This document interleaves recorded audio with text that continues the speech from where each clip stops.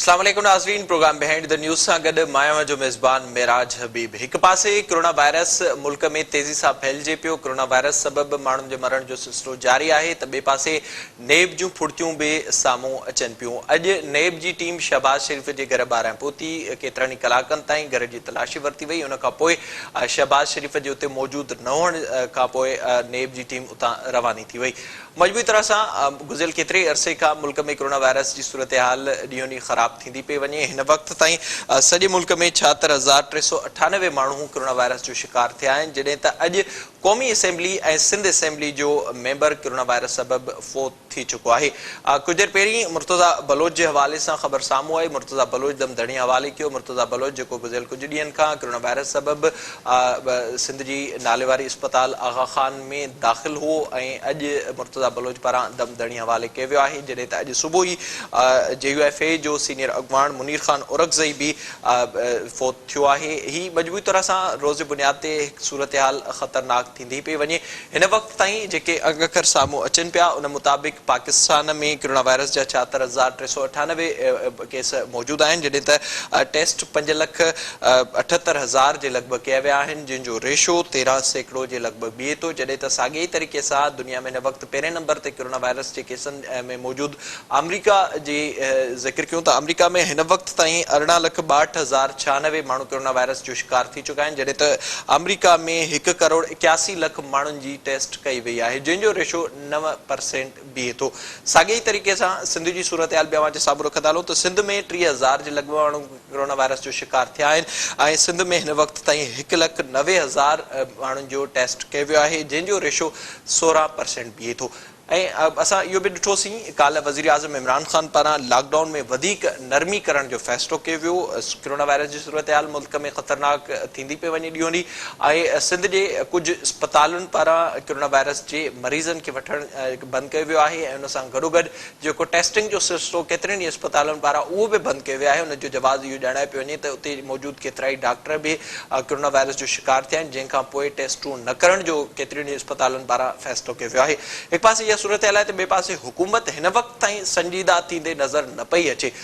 मजबूरी तरह सां जेके शयूं साम्हूं अचनि पियूं, डॉक्टर्स जी जेका राय हुई, सिंध हुकूमत जी शुरूआती तरह सां जेका राय हुई, उन ते बि हिन वक़्तु अमल थींदे नज़र न पियो अचे। इन सॼी सूरत हाल ते पाण प्रोग्राम में ॻाल्हाईंदासीं, पर उन खां पहिरियों ज़िक्र कंदासीं अॼु नेब पारां शहबाज़ शरीफ़ जे घर ते छापे जे हवाले सां जेके कोशिशूं थियूं ऐं हिन वक़्त में शहबाज़ शरीफ़ खे गिरफ़्तार करण जी कहिड़ी ज़रूरत हुई, छो त कुझु ॾींहंनि खां पोइ बजट अचिणो आहे ऐं हीउ जेको बजट हूंदो इहो शायदि मुल्क जी तारीख़ जो सभ खां ख़तरनाक बजट हूंदो, माण्हुनि जे हवाले सां ख़तरनाक हूंदो ऐं हिन में जेको आम माण्हू आहे हिन बजट में उन ते गहरो असरु थियण वारो आहे, बजाए जो उन ते वेही का ॻाल्हि ॿोल थियणु घुरिजे हा ऐं को क़ौमी प्लान अचणु घुरिजे हा। पर हिन वक़्तु असां ॾिसूं पिया त क़ौमी असेंबली में मुख़ालिफ़ धुर जो अॻवान उनखे गिरफ़्तार करण जी कोशिशि कई वई। इन सॼे मामले ते पाण प्रोग्राम में ॻाल्हाईंदासीं। असांखे हिन वक़्तु फ़ोन लाइन ते जॉइन कयो आहे लाहौर मां सीनियर सहाफ़ी ऐं तजर्बेकार आहिनि इमदाद सुमरू साहिब। इमदाद साहिब, वॾी महिरबानी अवांजी प्रोग्राम में वक़्तु ॾियण जे लाइ। सर ॿुधाइजो सभ खां पहिरियां अॼु नेब पारां शहबाज़ शरीफ़ खे गिरफ़्तार करण जी कोशिशि कई वई, हिन वक़्तु ताज़ा अपडेट्स कहिड़ा आहिनि हिन हवाले सां? नेब जी टीम जेका वई हुई अॼु शहबाज़ शरीफ़ जे घर सॼो ॾींहुं उते ठीकु ठाक रहियो सीन रहियो, उन खां पोइ वापसि हली वई आहे ऐं उते हाणे कोन्हे। पर हाणे इहो आहे त जेको शहबाज़ शरीफ़ जो चयो पियो वञे त उन जेके रिहाइश आहिनि उतां बि जांच कई वई ऐं उन पासे बि ॾिठो शहबाज़ शरीफ़ आहे या न। पर उन खां पोइ नेब जेके आहिनि पंहिंजूं कार्रवायूं रोके छॾियूं आहिनि। सुभाणे उनजी जेका शहबाज़ शरीफ़ जी ज़मानत जी दरख़्वास्त आहे जेका हाई कोर्ट में उनजी हियरिंग आहे, त उन खां पोइ सुभाणे को नेब वरी वॾो एक्शन कंदी या मुमकिना तौर ते सुबुह जो को नेब का वॾी कार्रवाई करे उनखे गिरफ़्तार करण लाइ शहबाज़ शरीफ़ खे। इहा सूरत हाल आहे हिन वक़्तु ताईं ते। अच्छा इमदाद साहब, गॾो गॾु आगाह कंदा हलिजो, ज़ाहिरा हिकु पासे सां मुल्क में सूरत हाल ॾिसूं पिया त कोरोना वायरस तेज़ी सां पकड़िजे पियो। अॼु क़ौमी असेंबली जो ऐं सिंध असेंबली जो मेंबर कोरोना वायरस सबबि फ़ौत थियो आहे। ॿिए पासे नेब जूं अचानक सां फुर्तियूं जेके साम्हूं अचनि पियूं, इन जा कारण कहिड़ा ॿुधाए पिया वञनि? ॾिसो, साम्हूं बजट सेशन अचे पियो, उन खां अॻु में हुकूमती वज़ीर इहो चई चुका आहिनि त टारगन जी वापसी थींदी ईद खां पोइ। सो टारगन जी वापसी थींदे नज़र अचे पई।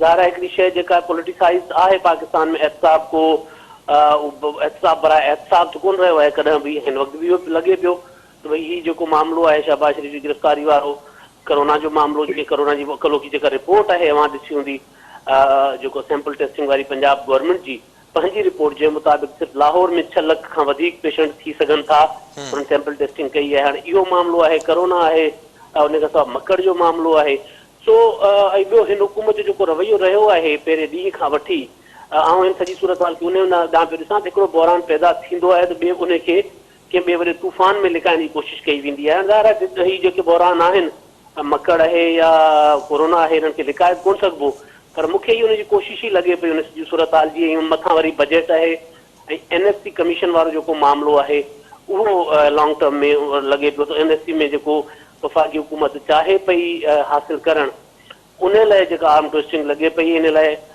मूंखे चङी तरह यादि आहे कुझु ॾींहं अॻु में कामरान ख़ान जेको सहाफ़ी आहे एंकर आहे तजियाकार आहे वॾो इन्वेस्टिगेटिव जर्नलिस्ट जो हुजण जो दावेदार आहे उन कुझु ॾींहं अॻु में ट्वीट कयो हुयो उन में उन चयो त जेका NSC जे मामले ते आर्मी तरमीम जे मामले ते जेको फ़ैसिलो क़ौमी मफ़ाद वटां हूंदो उहो करण लाइ नैब मुतहरिक थींदी कारण उहो इन क़िस्म जा जॾहिं शयूं अचनि ऐं मुख़्तलिफ़ कॉर्नर सां जेके हुकूमत जी ज़बान ॻाल्हाईंदड़ सम्झा वञनि था उतां अचनि या वज़ीरनि जा बयान अचनि त हीउ मामिलो जेको आहे ज़ाहिर आहे जेको आरज़ी तौर ते कुझु बहिराननि सां तवजो हटाइण लाइ ऐं उन खां पोइ ज़ाहिर आहे अरिड़हीं तरमीम आहे या वरी NSC आहे त उन पासे बि हिन ते सोचे सघिजे थो शायदि इन क़िस्म जी का कोशिशि कई पई वञे त अपोज़िशन खे जेको उनजी आर्म ट्विस्टिंग कजे ऐं उनखे मजबूर कजे त हुकूमत जेका अरिड़हीं तरमीम लाइ छाकाणि NSC जेका आहे उहा कमीशन जे ज़रिए सूबनि जो हिसो घटाइण मुमकिन आहे उन लाइ अरिड़हीं तरमीम में तरमीम जी ज़रूरत आहे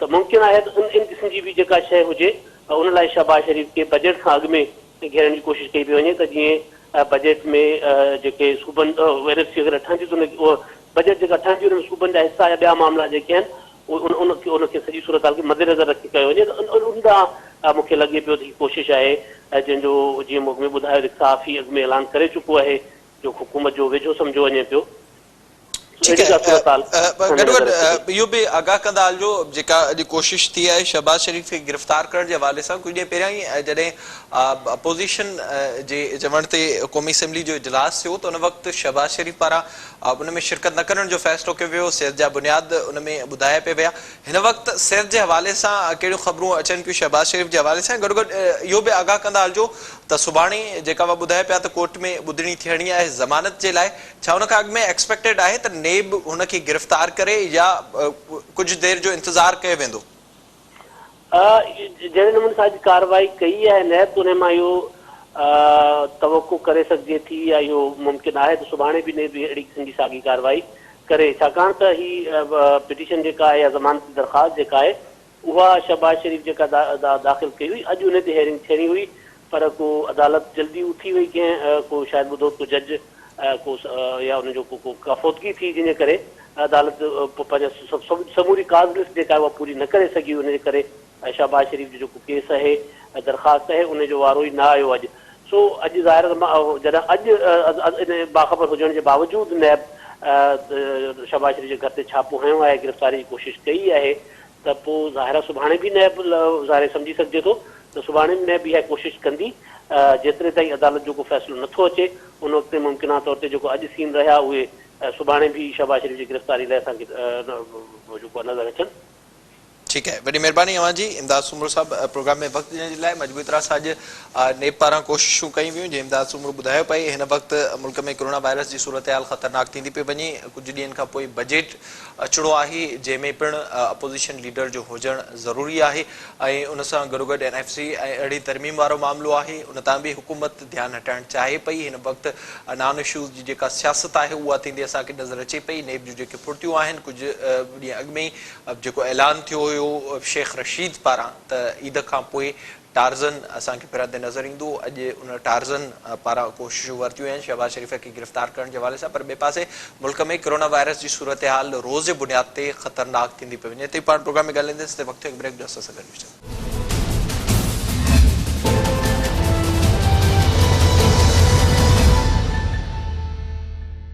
प्रोग्राम में हिकु भेरो ॿीहर भलीकार पाण हिन से में ज़िक्र कंदासीं मुल्क में कोरोना वायरस जी सूरत हाल जे हवाले सां हिकु पासे रोज़ जी बुनियाद ते कोरोना वायरस मुल्क में तेज़ी इख्तियार करे पियो सिर्फ़ हिक ॾींहं में कोरोना वायरस जा 4000 जे लॻभॻि केस साम्हूं अची चुका आहिनि ऐं अॼोके ई ॾींहं में सिंध असेंबली सां तालुक़ रखंदड़ सूबाई वज़ीर मुर्तज़ा बलोच कोरोना वायरस सबबि फोत थियो आहे, जॾहिं त मुर्तज़ा बलोच कुझु ॾींहं ताईं ख़ांगी अस्पताल में इलाज हेठि पिणु हो ऐं अॼु हुन पारां दमदणी हवाले कयो आहे, जॾहिं त अॼु जे ॾींहुं हिकु ॿियो क़ौमी असेंबली जो मेंबर JUS सां तालुक़ रखंदड़ मुनीर ख़ान उरगज़ई बि लाॾाणो करे वियो आहे। कुझु ॾींहं पहिरियां कोरोना वायरस सबबि हू अस्पताल में दाख़िल हो, पर अॼु जेके ख़बरूं अचनि पियूं त दिलि जो दौरो पवण सबबि लाॾाणो कयो वियो आहे। सिर्फ़ 24 कलाकनि में 4000 केस साम्हूं आया आहिनि ऐं ॿ अहम जेके ॿार आहिनि उहे कोरोना वायरस सबबि अॼु फोत थिया आहिनि। उन सूरत हाल में काल्ह वज़ीर आज़म इमरान ख़ान पारां लॉकडाउन खे वधीक स्मार्ट करण जो, लॉकडाउन खे वधीक खोलण जो फ़ैसिलो कयो वियो ऐं काल्ह जेके अहम फ़ैसिला थिया उन हवाले सां पाण प्रोग्राम में ॻाल्हाईंदासीं। गॾोगॾु शहबाज़ शरीफ़ जी अॼु जेका गिरफ़्तारी जी कोशिश थी आहे हिन मामले ते मजबूरी तरह सां शुरू ॾींहं खां इहे शयूं नज़र अचनि पियूं त अपोज़िशन सां जेको रवैयो आहे ख़ासि करे हिन वबा जी सूरत हाल में उहो हुकूमत जो कंहिं बि तरीक़े सां बहितर नज़र न पियो अचे। पोइ खणी उहो सिंध हुकूमत जा शुरूआती ॾींहं हुजनि या अॼु शहबाज़ शरीफ़ खे गिरफ़्तार करण जी कोशिश हुजनि, सॼे मामले ते पाण प्रोग्राम में ॻाल्हाईंदासीं। असांखे हिन वक़्तु फ़ोन लाइन ते जॉइन कयो आहे पाकिस्तान तहरीक इंसाफ जी सीनियर अॻवान आहिनि, MNA आहिनि, मोहतरमा जनाब नुसरत वाहिद साहिबा। नुसरत साहिबा बताइएगा, ज़ाहिर एक तरफ से हम सूरत हाल देख रहे हैं, रोज की बुनियाद पर केसेस में इजाफा हो रहा है, दूसरी तरफ आज हमने ये भी देखा शहबाज शरीफ साहब को गिरफ्तार करने की कोशिश की गई और उस पर रद्द-ए-अमल आने का जो सिलसिला वो भी जारी है। मजबूरी तरह से ये बताइएगा कि क्या वजूहात हैं कि जो असल मामला है इस वक्त सबको एक जगह पर बैठकर कौमी पॉलिसी बनानी चाहिए थी और जैसे पूरी दुनिया में हो रहा है कोरोना जैसी वबा के साथ लड़ना चाहिए, उस वक्त हुकूमत अपोजिशन के साथ लड़ने में मसरूफ है। बिस्मिल्लाहिर्रहमानिर्रहीम, थैंक यू सो मच आपने अपने प्रोग्राम में जो इनवाइट किया। देखें, जो इस वक्त इम्पोर्टेंट चीज़ है ना वो है कि आप कोरोना से किस तरह लड़ रहे हैं और मुल्क के हालात से भी। अब शहबाज शरीफ साहब की अगर जहाँ तक बात है तो वो नैब अपना काम कर रही है, उसमें हुकूमत का ना कोई बजट बनाने के उसमें हिस्सा ले रही है, ना किसी और चीज में उसका हिस्सा है कोरोना से फाइटिंग का या किसी और चीज का। तो वो तो बिल्कुल एक डिफरेंट चीज है जो शहबाज शरीफ के साथ हो रही है और वो मुकदमे उनके ऊपर पहले से चल रहे हैं और जाहिर है कि वो चलते रहेंगे, जो कुछ भी उसमें होगा वो होगा। लेकिन इसका इस बात से ताल्लुक नहीं है कि कोरोना हो रहा है या बजट हो रहा है या वटेवर जो हो रहा है, क्योंकि ये काम नैब कर रही है और नैब हमारे यहाँ बिल्कुल आजाद है, आपको पता है इस बात का। और जहां तक ये बात है कि जी अपोजिशन को साथ लेके चलना चाहिए, बैठना चाहिए, बजट बनाना चाहिए, तो ये कोशिशें हो चुकी, ये बातें हो चुकी। पिछले 2 साल से तकरीबन ये लोग इसी तरह की बातें कर रहे हैं कि ये सबको साथ बैठना चाहिए, सबको एक दूसरे के साथ इत्तेहाद करना चाहिए। असेंबली के अंदर ये बात करते हैं, बाहर निकल के बिल्कुल अपोजिट बात कर रहे होते हैं। तो इसका कोई फायदा नहीं है कि हम इनसे एक्सपेक्ट करें कि जी ये आके और ये हमारे साथ इत्तेहाद करेंगे और हमसे हमारे से अच्छी इनसे कोई एक्सपेक्टेशन की जाए, क्योंकि बजट तकरीर का आगाज जो होता है वो लीडर ऑफ अपोजिशन करता है।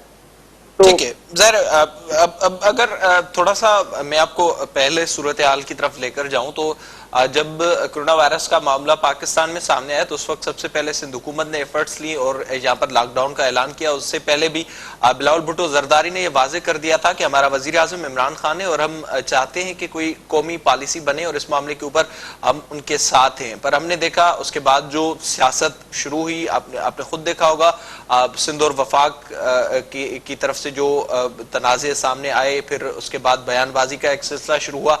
फिर हमने आज देखा जब पूरी अपोजिशन को और हुकूमत को एक साथ बैठना चाहिए था और बजट की जो सूरत हाल है, ज़ाहिर जो नुकसानात हुए उस पर बात करनी चाहिए थी, उस वक्त गिरफ्तारियां शुरू हो गई। तो ये कहीं ना कहीं से जो मैसेज है वो पूरी दुनिया को और खास करके कौम को गलत तो जा रहा है हुकूमत की तरफ से। खास करके जो आपने बात की आसिफा भुट्टो की और जरदारी की, सॉरी, कि वो उन्होंने इस तरह की बात की या बिलावल ने इस तरह की बात की, उसमें गवर्नमेंट ने लॉकडाउन कर दिया।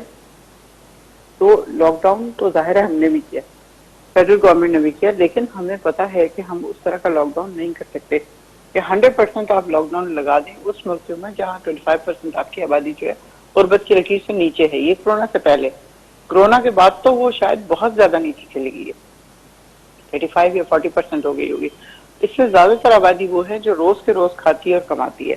उसमें अगर आप ये एक्सपेक्ट करें कि जी आप 100% लॉकडाउन कर देंगे और लोग आराम से रह लेंगे, तो अमेरिका तो नहीं है जो उसने trillion and trillions of dollar जो है वो लोगों के घरों में पहुंचाए हैं कि वो घर के अंदर रहें। उसके बावजूद आपने देखा कि हालात कहाँ से कहाँ पहुंच गए। 1,06,000 लोग आज की तारीख तक फौत हो चुके थे, और कितने अफेक्टेड हैं और किस तरह पूरी दुनिया में इफेक्टेड हैं। वो मुल्क जो बेइंतहा तरक्की याफ्ता है, वो मुल्क जो जहाँ पे सेहत की बेइंतहा अच्छी फैसिलिटीज है, हमारे पास तो कुछ भी नहीं है उनके मुकाबले में। हमारे पास तो वेंटिलेटर्स तक नहीं थे। तो इस किस्म के उसमें आप ये नहीं एक्सपेक्ट कर सकते कि आप 100% लगा दें आप लॉकडाउन और लोगों से कहेंगे जो घरों के अंदर रहें, तो फिर हमें घरों के अंदर से लाशें ही मिलेंगी। वजीर आजम आपका इंतहाई एम्पैथेटिक हार्ट का है और वो हमेशा ये चाहते हैं कि गरीब आवाम के ऊपर एक्स्ट्रा बोझ ना पड़े। देखिए, जहां तक 12,000 की बात है, आपने देखा किस तरह उन्होंने 3 महीने के इकट्ठे दे दिए कि कम से कम कुछ ना होने से कुछ होना बेहतर अच्छा, है। थोड़ा सा ये बताइएगा, जो अब तक के हुकूमती नंबर सामने आ रहे हैं उस हिसाब से इस वक्त तक तकरीबन 1621 के करीब जो लोग हैं वो कोरोना वायरस की वजह से इंतकाल कर गए हैं। बताइएगा कि इन दिनों में कितने लोग हैं जो भूख और बदहाली की वजह से मरे हैं? देखिए, मौतें जो हैं वो तो एक तरीके से आप ये कह दें कि ये हुकूमत के हाथ में नहीं है, ये इंसान के अपने हाथ में, हमारे हाथ में। ये हुकूमत कुछ नहीं कर सकती इस सिलसिले में। अगर आप बाहर निकलें, आपने ग्लव्स नहीं पहने हुए या सैनिटाइजर यूज नहीं किया हुआ या मास्क नहीं पहना हुआ, तो इसमें हुकूमत कुछ नहीं कर सकती। आपको अपना जो काम है वो खुद करना है। हुकूमत सिर्फ एक अवेयरनेस दे सकती है, वो आपको दे रही है। अब कितने लोग मरे हैं भूख से और कितने लोग मरे हैं कोरोना से, ये तो जाहिर है कि भूख से तो खैर हर वक्त ही मरते रहते हैं, खुदकुशियां होती रहती हैं। लेकिन जो इम्पोर्टेंट चीज है वो इस वक्त कोरोना है, जो सिर्फ इस मुल्क में नहीं बल्कि पूरी दुनिया को उसने घेरा हुआ है। आप देखें, इंडिया को देख लें, आप पड़ोस को देख लें, जिसमें हजारों लोग उनकी लाशें सड़कों पर पड़ी हुई मिली हैं क्योंकि उन्होंने एकदम लॉकडाउन कर दिया था। जब एकदम लॉकडाउन कर दिया तो लोग अपने घरों में पैदल जाने लगे, हजार हजार मील का सफर करने लगे। तो उससे क्या हुआ कि वो लोग बेचारे रास्ते में ही मर गए, क्योंकि गुर्बत इतनी ज्यादा है। आपका मुल्क हो, चाहे इंडिया हो, चाहे बांग्लादेश हो, वहां पे ये सब कुछ नहीं किया जा सकता। बांग्लादेश तो खैर फिर भी बहुत अच्छा उन्होंने किया कि उनके यहाँ बहुत कम अमवात हुई और बहुत कम इस तरह की चीजें हुई। लेकिन बात यह है सिर्फ कि आप ये देखें कि मई में जो है, 1 मई को 16,000 और 819 लोग थे इसके शिकार, और 1 जून को 72,460 हो गए। कैसे कि ये एक महीने में 55,000 कैसे बढ़ गए? इसलिए कि वो रमजान में इजी किया था लॉकडाउन को कि लोग निकलें, थोड़ा बहुत जो उनको अपनी जिंदगी की जरूरियात की चीजें लेनी है वो लें और अपने घरों में बैठें। लेकिन उन्होंने ऐसा नहीं किया, वो तो निकल गए ऐसे कि जैसे खुदा न खास्ता किसी ने उनको जेल में रखा हुआ था। और इस तरह जॉब दर जॉब लोग बाहर निकले हैं, जिससे और विदाउट एनी प्रिकॉशन। तो उससे तो पक्का था कि जी ये कोरोना में फैलना है, और कोरोना फैला। ईद के बाद ये चीज पक्की थी कि कोरोना बहुत ज्यादा फैलेगा, और ये हुआ कि वो फैल चुकी थी चीज। वो पता बाद में चल रहा है, जाहिर है 1 हफ्ते बाद पता चलता है इसका कि कब से वो आपके अंदर बैठा हुआ है। आप में इतने हजूम में जा रहे हैं, और बिल्कुल इस तरह लोगों ने तो मुझसे तक ये कहा है कि आप हम दिखाएं कहाँ है कोरोना, कहाँ है कोरोना। अब आज आप देखें कि आप हमारे इंतहाई सीनियर मैंने उनकी डेथ हो गई, सिंध के एक MP है, उनकी डेथ हो गई। तो ये कोरोना है तो ये सब कुछ कर रहा है ना। लोगों को सबसे ज्यादा जो इस वक्त बताने की बात है वो ये कि आप अपनी हिफाजत खुद करें। जब आप बाहर निकलते हैं तो अपने साथ लेके आते हैं, कोरोना खुद से नहीं आ जाता आपके घर में। बाकी जितना घर के अंदर रह सके हुकूमत कोई लॉकडाउन नहीं करेगी, और हुकूमत को जो इकदामात थे करने थे, नहीं कर सकती। ये गरीब मुल्क है, इसमें लॉकडाउन हो नहीं सकता।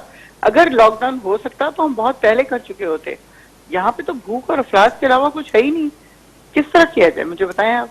ठीक है, ठीक है, बहुत शुक्रिया आपका नुसरत वाहिद साहबा प्रोग्राम में वक्त देने के लिए। मजबूरी तरह सा मुल्क में एक पासे कोरोना वायरस तेजी सां पकड़जे पियो ऐं ॿिए पासे सूरत हाल रोज़ जे बुनियाद ते ख़तरनाक थींदी पई वञे।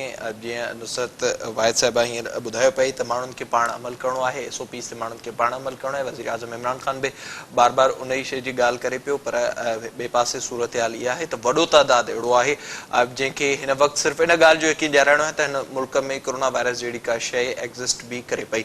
अॼु जी जेका ताज़ा सूरत हाल आहे उहा इंतहाई ख़तरनाक आहे। 4000 जे लॻभॻि माण्हू कोरोना वायरस जो शिकार थिया आहिनि, जॾहिं त अॼु हिकु क़ौमी असेंबली जो मेंबर ऐं हिकु सिंध असेंबली जो मेंबर कोरोना वायरस सबबि फ़ौत थिया आहिनि। जॾहिं त सिंध जे सूरत हाल जे हवाले सां तव्हांखे आगाह कंदा हलूं त सिंध जे केतिरनि ई अस्पतालुनि में हिन वक़्तु कोरोना वायरस जे मरीज़नि जी दाख़िला ते पाबंदी लॻाई वई आहे। न सिर्फ़ु दाख़िला ते पाबंदी लॻाई वई आहे पर केतिरियूं ई अस्पतालूं अहिड़ियूं पिणु मौजूदु आहिनि जिन पारां टेस्ट करण बि बंदि कयो वियो आहे। हुनजो कारण वॾे में वॾो इहो ॿुधाए पियो वञे त जेके उतां जा डॉक्टर हुआ उहे बि कोरोना वायरस सबबि शिकार थिया आहिनि। इन सूरत हाल में लॻे ईअं पियो जेको कुझु अर्सो पहिरियां ताईं सूरत हाल साम्हूं आई त असांखे ईंदड़ वक़्त में वधीक ॾुखियाईनि खे वधीक मुश्किलातुनि खे मुंहुं ॾियणो पइजी सघे थो। इन ते पाण वधीक बि ॻाल्हाईंदासीं। वक़्तु ब्रेक जो असां सां गॾु रहिजो।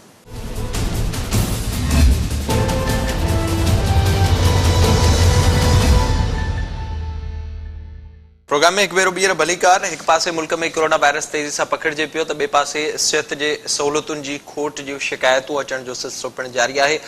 सिर्फ़ु अॼु हिकु ॾींहं में सॼे मुल्क में 4000 जे लॻभॻि माण्हू कोरोना वायरस जो शिकार थिया आहिनि ऐं हिन वक़्तु सूरत हाल ॾींहों ॾींहुं ख़तरनाक थींदी पई वञे। उन वक़्तु सिंध हुकूमत पारां बि उन्हनि फ़ैसिलनि खे मञण जो फ़ैसिलो कयो वियो आहे जेके वफ़ाक़ पारां कया पिया वञनि ऐं अॼु ई सिंध हुकूमत पारां ट्रांसपोर्ट खे खोलण जो ऐलान पिणु कयो वियो आहे। बार बार ॻाल्हि कई पई वञे SOPs ते, पर किथे बि SOPs ते अमल थींदे नज़र न पियो अचे।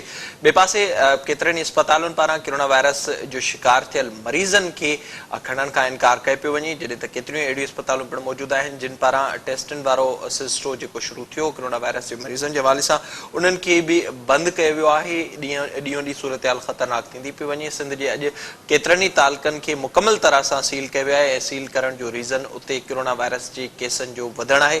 त साॻिए ई वक़्तु असांखे हिन वक़्तु इहा बि अवेयरनेस ॾियणी आहे त माण्हू इन शइ ते न सिर्फ़ु यकीन कनि पर जेके एहतियात ॿुधाए पियो वञनि हुकूमतुनि पारां उन्हनि ते अमल करण जो सिलसिलो जारी आहे। ऐं अॼु ई क़ौमी असेंबली ऐं सिंध असेंबली जो मेंबर कोरोना वायरस सबबि फ़ौत थियो आहे। इन सॼी सूरत हाल ते पाण प्रोग्राम में ॻाल्हाईंदासीं।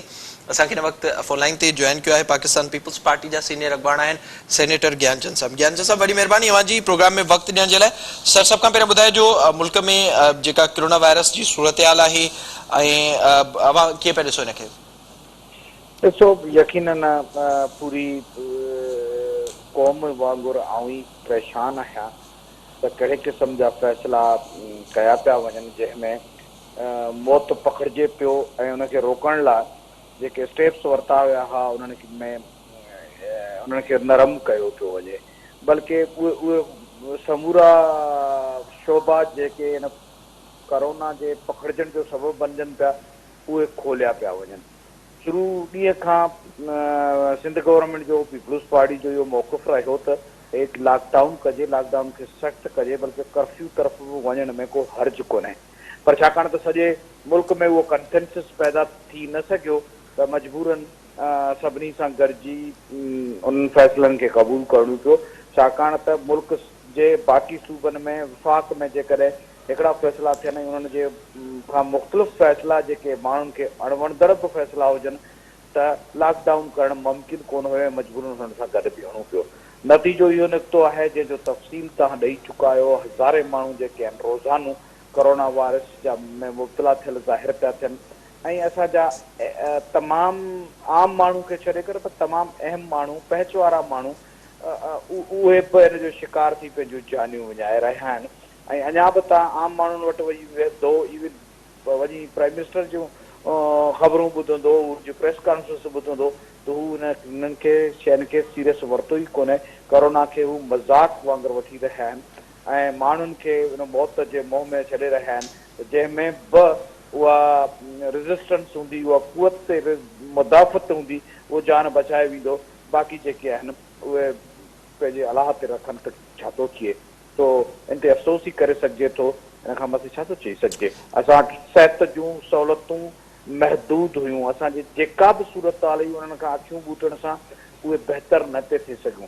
हज़ार तां इल्ज़ाम हणो हुननि हुकूमतनि ते, पर जेके हज़ारे उणाइनि जे बावजूद बि असांजे मौजूदु ग्राउंड ते त उहे ई सहूलियतूं हुयूं जिन सहूलियतनि तहत असांखे फाइट करणी हुई। उनजे करे वाहिद ऑप्शन जेको हो उहो लॉकडाउन हो। SOP ते अमल नथो थिए, इहा बि ॾाढी ख़तरनाक सूरत हाल आहे। असांजी इंतज़ामिया बिल्कुलु डरी थी चुकी आहे। असांजा माण्हू त हुई ख़्यालु कोन था कनि हाणे जेके क़िस्म जूं ख़तरनाक ख़बरूं पियूं अचनि जी ताज़ो असांजे दोस्त मुर्तज़ा बलोच जे कोरोना जे शिकार थियण में ज़िंदगी विञाइण जो ख़बरूं अचनि थियूं त ॾाढो ॾुख थो थिए त के ख़ुदा न ख़ास्ता कंहिं मरल ते असां मां बि कोई हुनजो निशानो बणिजी सघे थो। मुल्क जूं हालतूं तरफ़नि जो मौत जो आकाश चौधारी घुमे पियो ऐं माण्हुनि खे बचाइण जे लाइ के अमल जेके आहिनि एक्शन खणिजंदे नज़र न पिया अचनि। अच्छा ज्ञानचंद साहब, ज़ाहिरा जेका सूरत हाल अवां बयान कई पे उहा थींदे असांखे नज़र अचे पई। जे ज़िक्र कजे मुर्तज़ा बलोच साहब जो त हू हिकु बहितरीन अस्पताल मुल्क जी आगा खान उते मौजूदु हुआ, उते वेंटिलेटर ते हुआ, काल्ह उन्हनि खे ICU में मुंतक़िल कयो वियो ऐं इहो बि ॿुधायो वियो त तबियत सुधरंदड़ आहे। अचानक सां अॼु हुननि जो मौत वाक़िअ थियो। पर जे मजबूरी तरह सां ॾिठो वञे साॻिए तरीक़े सां मां ज़िक्र कंदो हलां त जेको JUFA जो सीनियर अॻवान मुनीर ख़ान औरकज़ई उनखे उनजी जेका वफ़ात थी आहे उहो बि हिकु बहितरीन अस्पताल में मौजूदु हो। ज़ाहिरा जेके अवाम खे रिप्रेज़ेंट कनि था उन्हनि वटि उहे सहूलियतूं हुजनि थियूं, पर मजबूरी तरह सां ॿुधाइजो त ही शुरूआती ॾींहं खां जेका सियासत थी ॿिन्ही तरफ़नि खां थी, हींअर असांखे ॿिन्ही तरफ़नि खां थींदे नज़र अचे पई त उन सां आम माण्हू ते कहिड़ो इम्पैक्ट कयो वियो आहे? छो त मां जेके ग्राउंड रियलिटीज़ आहिनि उहे अवांखे ॿुधायूं त वॾो तइदाद असां वटि अहिड़ो बि मौजूदु आहे, सिर्फ़ु उन्हनि खे हिन वक़्तु इन शइ जो यकीन ॾियाराइणो आहे त कोरोना जहिड़ी का शइ एग्ज़िस्ट बि करे पई। त ही कहिड़े क़िस्म जी पॉलिसी आहे ऐं कहिड़े क़िस्म जूं शयूं थियनि पियूं, इन्हनि ते ख़ासि करे आम माण्हू ते कहिड़ो असरु पए पियो? आऊं तव्हां सां इन ॻाल्हि ते इख़्तिलाफ़ कंदुसि त ॿिन्ही तरफ़नि खां हुन ते सियासत थी या इख़्तिलाफ़ी सियासी क़िस्म जा बयानात थिया। सिंध गवर्नमेंट प्योरली मेडिकल जे जेके माहिरीन आहिनि उन्हनि जी राय ते ऐं दुनिया जंहिं क़िस्म सां हिन कोरोना खे डील कयो पिए उनखे फॉलो कयो ऐं बाद में उन ते तनक़ीदूं बि थींदियूं रहियूं। उन जे जेके स्टेट्स हुआ उनखे चयो वियो त मौशियत जे लाइ तबाह कोन्हनि, ही हुन मां को फ़ाइदो कोन थो थी सघे ऐं उन्हनि खे फॉलो बि कंदा रहिया। हिन वक़्त में बि तव्हां जेकॾहिं फेडरल गवर्नमेंट जे जेको स्पेशल असिस्टेंट आहे उनजे प्रेस कॉन्फ्रेंसिस खे ॾिसंदो, उनजे बयानात खे ॾिसंदो त हू हिन वक़्त में बि इहो चवंदे नज़र थो अचे त जेकॾहिं SOPs ते अमल न थियो ऐं जेकॾहिं ही सूरत हाल ख़राब थी त कर्फ्यू तरफ़ बि वञी सघूं था। असांखे ख़बर नथी पवे त PTI जी हुकूमत हुनजी टीम जी इमरान ख़ान जी कहिड़ो क्राइटेरिया आहे त नंबर ऑफ डेथ जेके केतिरा थियनि, केतिरा माण्हू मरी वञनि त उन्हनि जी क्राइटेरिया साम्हूं ईंदो जेका पोइ कर्फ्यू लागू कंदा या सख़्तु लॉकडाउन लागू कंदा। हिन वक़्त में त हर मीटिंग में जेको आहे उहो ज़ोर हिन ॻाल्हि ते आहे त तव्हां मुकमल तौर ते लॉकडाउन खे ख़तमु कयो। इहे सूबा आहिनि जेके इवन PTI जे असर हेठि ऐं कुझु जेके असांजा डॉक्टर्स आहिनि माहिरीन आहिनि उन्हनि हिन ॻाल्हि खे प्रेशराइज़ कयो आहे, सिविल सोसाइटी जे माण्हू प्रेशराइज़ कयो आहे त तव्हां हिनखे कहिड़े क़िस्म जी पॉलिसी जेका आहे उहा खणी पिया वञो जंहिंमें तव्हांखे पैसो प्यारो पियो लॻे ऐं माण्हुनि जी ज़िंदगी सां को इंट्रस्ट कोन्हे को। तो इहा जेका विफ़ाक़ खे जेको लीडिंग रोल प्ले करणु खपे हिन फाइट में, सिपहसालार जो रोल अदा करणु खपे, उहो इतफ़ाक़ सां हू न पिया कनि, बल्कि जेके स्टेट्स सिंध गवर्नमेंट स्पेशली खया आहिनि ऐं ॿियनि सूबाई हुकूमतनि बि खया आहिनि या हेल्थ डिपार्टमेंट जे माण्हुनि न ज्ञानचंद साहब, इन एतिरी हद ताईं मां सां एग्री आहियां। सिंध हुकूमत पारां शुरूआती तौर क़दम खया विया, असां केतिरा ई प्रोग्राम करे चुका आहियूं, वॾे वज़ीर पारां बहितरीन कोशिशूं कयूं हुयूं, पर सिर्फ़ु उहे लॉकडाउन जी हद ताईं महदूद हुयूं। माण्हुनि ताईं राशन पहुचाइण में सिंध हुकूमत नाकाम वई। उनखां पोइ अगरि थोरो प्रेशर पियो पोइ खणी उहो वापारियुनि जो हुजे या मुख़्तलिफ़ उलमा इकराम जो हुजे, उनखां पोइ सिंध हुकूमत खे बि असां ॾिठोसीं त के बि कोशिशूं न वरितियूं हुयूं। हालांकि हिन वक़्तु बि सूबे जो चीफ एग्ज़ीक्यूटिव अरड़ी तरमीम ज़रिए अगरि के चाहे त फ़ैसिला त करे सघे पियो, पोइ छो आख़िर इन शइ जी ज़रूरत पई त जेके फ़ैसिला वफ़ाक़ कंदो, जेके फ़ैसिला जीअं मां हींअर चओ पिया सॼो इल्ज़ाम वफ़ाक़ ते वञे पियो, त उन्हनि जे फ़ैसिलनि खे मञण जो ही सूबो बि क़ाइल आहे। उनखां पोइ तव्हां ॾिसंदो त हर प्रेस कॉन्फ्रेंस में मुकमल तौर ते फेडरल गवर्नमेंट ऐं उन सां लाॻापियल टिनि सूबनि जे जेके इंफॉर्मेशन जा उन्हनि जा तर्जुमान हुआ उन्हनि मुकमल महाज़ सिंध गवर्नमेंट तरफ़ खोले छॾिया।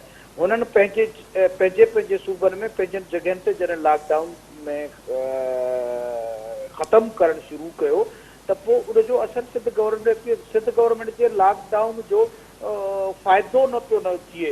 तव्हां ॾिसंदो त गवर्नर सिंध हुकूमत जे फ़ैसिलनि जे ख़िलाफ़ मैदान ते अची वियो।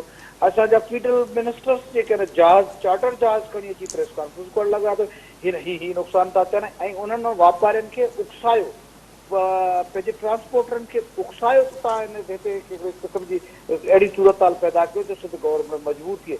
असांखे मजबूरनि शयुनि खे फॉलो करणो पियो आहे।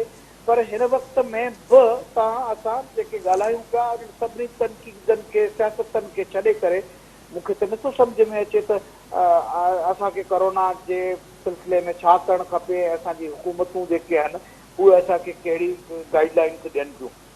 बज़ाते ख़ुदि इमरान ख़ान जेकॾहिं मुंहिंजियल आहे, बज़ाते ख़ुदि फीडरल गवर्नमेंट मुंहिंजियल आहे, जेका लीडिंग रोल प्ले करणो आहे, जेके मैसेज ॾियणो आहे त भई माण्हुनि खे हिननि शयुनि खे हुननि हिन ख़तरे खे मुंहुं ॾियण जे लाइ छा करणु खपे, त पोइ छा थो करे सघिजे। हा, SOP ते ॿियनि शयुनि ते फ़ैसिला करणु अहिड़ी तरमीम जो चवण जी हद ताईं ठीकु आहे, पर हिकिड़े सूबे में जॾहिं तव्हां ट्रेनूं खोले छॾियो, जॾहिं तव्हां जहाज़ खोले छॾियो, जॾहिं तव्हां फीडरल गवर्नमेंट जा इदारा नादरा खां वठी तव्हांजा जेके हिननि बेनज़ीर इनकम सपोर्ट जो प्रोग्राम उनजा जेके आहिनि उन्हनि जी विरासत मुकमल तौर ते आला सर्विस तव्हां खोले छॾियो, सभिनी माण्हुनि खे छूट ॾेई छॾियो और त भई हाणे गवर्नमेंट वञी कंट्रोल कर, के बि मेयर्स न वरिता वञनि, त उन सूरत हाल में छा थो करे सघिजे। वरी बि तव्हां ॾिसंदो त सिंध गवर्नमेंट कोशिश वठे थी त कंहिं नमूने सां ॻाल्हि ते कन्विंस कजे फीडरल गवर्नमेंट खे, वापारी एसोसिएशन खे, माण्हुनि खे कन्विंस कजे त उहे SOPs खे हू बाक़ाइदा पूरे ज़ोर सां माण्हुनि खे आगाह पिया कनि थी ख़तरनाक शइ आहे ऐं हिनखे मुंहुं ॾियण जे लाइ। छाकाणि त असां वटि का वैक्सीन मौजूदु कोन्हे, छाकाणि त असां वटि ॿियो कोई इलाजु मौजूदु कोन्हे। तव्हां जी चयो त सुठे अस्पताल में असांजा जेके अॻुवान आहिनि उहे ज़िंदगियूं विञाए वेठा, त घटि में घटि असां उन ते बाक़ी SOPs ते या बाक़ी जेके बचाव जा तरीक़ा आहिनि उन ते अमल कयूं, जिन ते अमल थींदे ज़ाहिर आहे उन ते सभिनी खे ज़ोर ॾियण जी पिण ज़रूरत आहे। ज्ञान साहब वॾी महिरबानी अव्हांजी प्रोग्राम में वक़्तु ॾियण जे लाइ। नाज़रीन, मौजूदु तरह सां कोरोना वायरस जी सॼी दुनिया में हिन वक़्तु सूरत हाल ख़तरनाक नज़र पई अचे। रोज़ जे बुनियाद ते केस वधनि पिया। हिन वक़्तु ताईं अमेरिका में 18,62,096 माण्हू कोरोना वायरस जो शिकार थिया आहिनि ऐं अमेरिका में हिन वक़्तु ताईं 1,81,00,000 माण्हुनि खे चेक कयो वियो आहे। उन्हनि जूं टेस्टूं थी चुकियूं आहिनि, जंहिंमां 18,62,000 माण्हू पॉज़िटिव आया आहिनि। जॾहिं त साॻिए तरीक़े सां पाकिस्तान में हिन वक़्तु ताईं 76,398 माण्हू पॉज़िटिव आया आहिनि, जॾहिं त टेस्टूं पाकिस्तान में 5,78,000 कयूं वियूं आहिनि। अगरि इन्हनि जो रेशो कढियो वञे, इन्हनि जी परसेंटेज कढी वञे त उन हिसाब सां पाकिस्तान में 13% माण्हू आहिनि जिन जूं टेस्ट थियूं आहिनि उहे पॉज़िटिव आया आहिनि, जॾहिं त अमेरिका में जेतिरनि माण्हुनि जूं टेस्टूं थियूं आहिनि जिन मां पॉज़िटिव आहिनि उन्हनि जो 9% वञी बीहे थो। इन जो मतिलबु त हिन मुल्क में वायरस उन खां वधीक ख़तरनाक आहे। अगरि मास टेस्टिंग थिए, अगरि वधीक माण्हुनि खे चेक कजे त वधीक माण्हू हिन वायरस जो शिकार थी सघनि था। ऐं वायरस हिन मुल्क में एतिरो फैलिजी चुको आहे। साॻिए तरीक़े सां सिंध जो रेशो जे असां ॾिसूं त सिंध में हिन वक़्तु ताईं 1,90,000 माण्हुनि खे चेक कयो वियो आहे, उन्हनि जूं टेस्टूं थी चुकियूं आहिनि, जंहिंमां 30,000 माण्हू जे लॻभॻि पॉज़िटिव अची चुका आहिनि, जंहिंजो रेशो मुल्क में सभिनी खां वधीक आहे ऐं जंहिंजो रेशो 16% जे लॻभॻि बीहे थो। हिकु पासे कोरोना वायरस जी सूरत हाल ॾींहों ॾींहुं ख़तरनाक थींदी पई वञे। शुरूआती तौर ते असां ॾिठोसीं आम माण्हू खां वठी उहे डॉक्टर्स हुजनि जेके फ्रंट लाइन ते हिन वक़्तु असांखे बीठे नज़र अचनि पिया, या असेंबलियुनि जा चूंडियल नुमाइंदा हुजनि, उन्हनि जी हिन वक़्तु मरण जूं ख़बरूं अचनि पियूं, रोज़ जे बुनियाद ते अचनि पियूं। सूरत हाल ईंदड़ वक़्त में वधीक ख़तरनाक थी सघे पई। त ॿिए पासे वॾे तइदाद में माण्हुनि खे असां SOPs ते अमल कराइण जे लाइ बार बार चए पियो वञे। उन्हनि खे इन शइ जो बि यकीन ॾियाराइणो आहे त का शइ अहिड़ी एग्ज़िस्ट करे पई ऐं वॾे तइदाद में हिन मुल्क में अहिड़ा बि माण्हू मौजूदु आहिनि जेके मुख़्तलिफ़ जेके ग़लति फ़हमियूं आहिनि उन्हनि ते यकीन कंदे हिन वायरस खे बिल्कुलु आसान सम्झनि पिया, जेका पिणु हिकिड़ी उन्हनि जी भुल हूंदी ऐं इन सबबु सूरत हाल ख़तरनाक पिणु थी सघे पई। ॿिए पासे हुकूमतूं इहे वाज़े करे चुकियूं आहिनि त हाणे जेको बि करिणो आहे माण्हुनि खे करिणो आहे, SOPs ते अमल माण्हुनि खे करिणो आहे, पंहिंजी ज़िंदगियूं बचाइणियूं आहिनि त माण्हुनि खे पाण ई बचाइणियूं आहिनि। इन से प्रोग्राम जो वक़्तु पंहिंजी पुॼाणी ते पहुतो। पंहिंजे मेज़बान मिराज हबीब खे ॾींदा इजाज़त।